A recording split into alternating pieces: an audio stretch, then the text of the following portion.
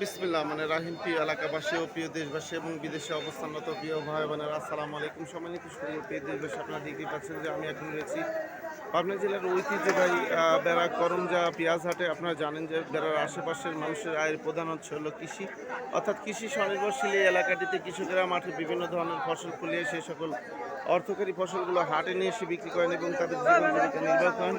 শুধু তাই নয়, এই হাট থেকে পরিবহন খাতে পেঁয়াজ বাংলাদেশে বিভিন্ন বিভিন্ন প্রান্তে গিয়ে ভোক্তাদের চাহিদা সম্পন্ন করছে।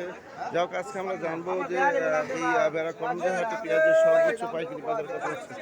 আসসালামু আলাইকুম কাকা, পেঁয়াজের আজকে সর্বোচ্চ পাইকারি বাজার কত হচ্ছে দাদা? পেঁয়াজের সর্বোচ্চ পাইকারি বাজার কত হচ্ছে? 2000। তার মানে আর নিম্নে মানে 1700 টাকা থেকে 2000 টাকা মন। সম্মানিত সুদীয় প্রিয় দেশবাসী, আপনারা বুঝতে পারছেন যে আজকে এই বেড়া করমজা হাটে পেঁয়াজের সর্বোচ্চ পাইকারি বাজার যাচ্ছে আর 1700 টাকা থেকে 2000 টাকা মন। আমি আপনাদের মাঝে আবারও আপডেট নিউজ নিয়ে ফিরে আসবো ইনশাল্লাহ। আসসালামু আলাইকুম রহমতুল্লাহ।